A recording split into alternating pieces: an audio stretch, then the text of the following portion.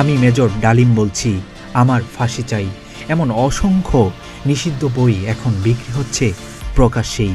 1 মাস আগেও এসব বইয়ের নামও নিতে পারত না কেউ। রাজধানীর নীলক্ষেতে গেলে দেখা যায় কেবল বিক্রি হচ্ছে না, রীতিমতো ক্রেতাদের এইসব বই সংগ্রহে ধুম পড়ে গেছে, যার অধিকাংশ তরুণ পাঠক।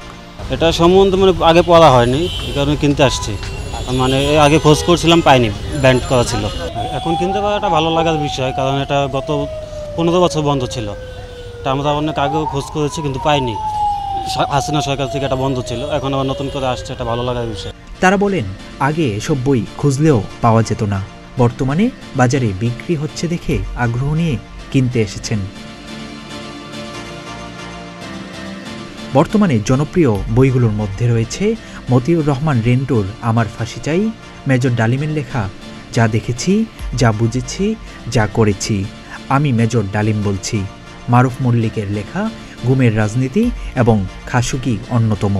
ইতিহাসের বিকৃতি ও রাজনৈতিক বিতর্ক সরানোর অভিযোগে বইগুলো নিষিদ্ধ করা হয়েছিল। বিক্রেতারা জানান, আওয়ামী লীগ সরকারের পতনের পর হঠাৎ করেই এসব বইয়ের জনপ্রিয়তা বেড়েছে। আসলে আওয়ামী লীগ সরকারের আমলে এই বইগুলো নিষিদ্ধ ছিল, লোকজন মোবাইলে পিডিএফে দেখতেছিল, তো এগুলো এখন পূর্ণাঙ্গ আকারে আসছে, তাই মানুষের প্রতি অনেক চাহিদা। এই 16 বছরের যে অন্যায় জুলুমের অত্যাচার করছে এই মেজর ডালিম, উনি এখানে উল্লেখ করছে, তো জনগণ সবাই এটা নিজের ইচ্ছায় পড়তে চায়, সেই জন্যই হঠাৎ এত সেল চলে আসছে। আর আমরাও চাই 18 কোটি জনগণই এই বইটা পড়ুক এবং জানুক। অনলাইনেও আলোচিত বইগুলো ব্যাপক জনপ্রিয়তা পেয়েছে।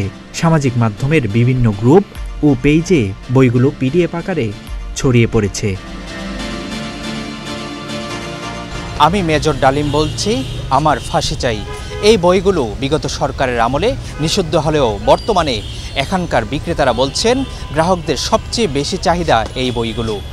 অনেকে এই বইগুলো কিনছেন, জানার চেষ্টা করছেন ইতিহাস। নীলক্ষেতের বইয়ের বাজার থেকে আবু বকর রায়হান, প্রতিদিনের বাংলাদেশ।